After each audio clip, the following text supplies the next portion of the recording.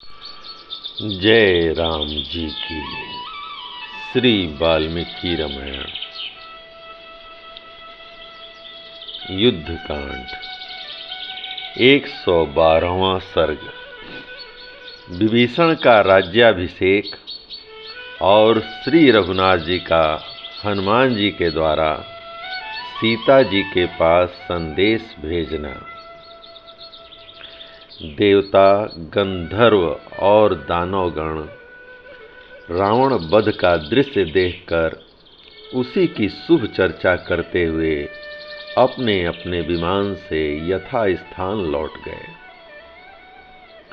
रावण के भयंकर वध, श्री रघुनाथ जी के पराक्रम, वानरों के उत्तम युद्ध, सुग्रीव की मंत्रणा, लक्ष्मण और हनुमान जी की श्री राम के प्रति भक्ति, उन दोनों का पराक्रम, सीता का पातिव्रत्य तथा हनुमान जी के पुरुषार्थों की बातें कहते हुए वे महाभाग देवता जैसे आए थे उसी तरह प्रसन्नतापूर्वक लौट गए।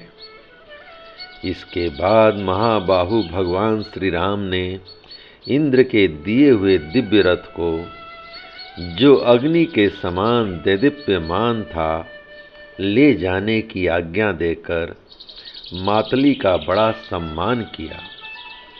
तब इंद्र सारथी मातली श्री रामचंद्र जी की आज्ञा से उस दिव्य रथ पर बैठकर पुनः दिव्य लोक को चले गए।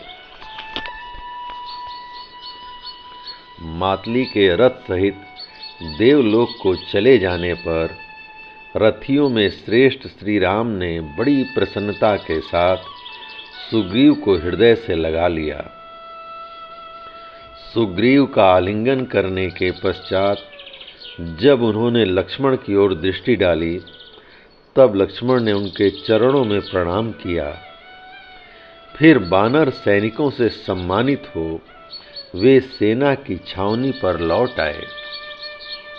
वहां आकर श्री रघुनाथ जी ने अपने समीप खड़े हुए बल एवं उद्दीप्त तेज से संपन्न सुमित्रा नंदन लक्ष्मण से कहा, सौम्य, अब तुम लंका में जाकर विभीषण का राज्याभिषेक करो, क्योंकि ये मेरे प्रेमी भक्त तथा पहले उपकार करने वाले हैं।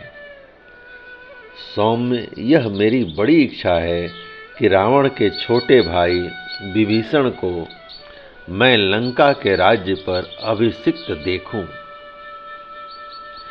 महात्मा श्री रघुनाथ जी के ऐसा कहने पर सुमित्रा कुमार लक्ष्मण को बड़ी प्रसन्नता हुई। उन्होंने बहुत अच्छा कहकर सोने का घड़ा हाथ में लिया और उसे वानर युद्धपतियों के हाथ में देकर उन महान शक्तिशाली तथा मन के समान वेग वाले वानरों को समुद्र का जल ले आने की आज्ञा दी। वे मन के समान वेगशाली श्रेष्ठ वानर तुरंत ही गए और समुद्र से जल लेकर आ गए। तदंतर लक्ष्मण ने एक घट जल लेकर उसे उत्तम आसन पर स्थापित कर दिया और उस घट के जल से विभीषण का वेदोक्त विधि के अनुसार लंका के राजपथ पर अभिषेक किया। यह अभिषेक श्री रामचंद्र जी की आज्ञा से हुआ था। उस समय राक्षसों के बीच में सुहृदों से घिरे हुए विभीषण राज सिंहासन पर विराजमान थे।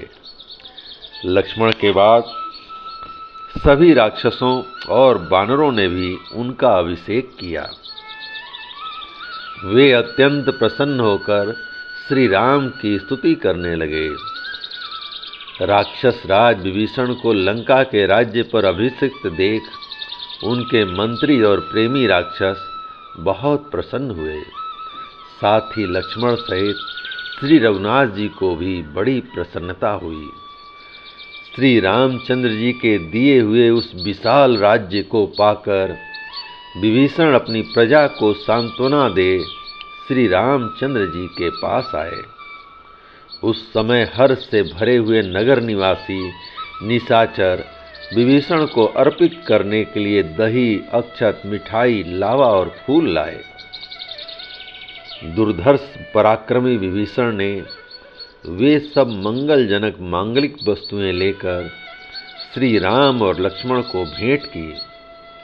श्री रघुनाथ जी ने विभीषण को कृत कार्य एवं सफल मनोरथ देख उनकी प्रसन्नता के लिए ही उन सब मांगलिक वस्तुओं को ले लिया। तत्पश्चात उन्होंने हाथ जोड़कर विनीत भाव से खड़े हुए पर्वताकार वीर बानर हनुमान से कहा, सौम्य, तुम इन महाराज विभीषण की आज्ञा ले लंका नगरी में प्रवेश करके मिथिलेश कुमारी सीता से उनका कुशल समाचार पूछो। साथ ही उन विदेह राजकुमारी से सुग्रीव और लक्ष्मण सहित मेरा कुशल समाचार निवेदन करो। वक्ताओं में श्रेष्ठ हरीश्वर, तुम वैदेही को यह प्रिय समाचार सुना दो कि रावण युद्ध में मारा गया।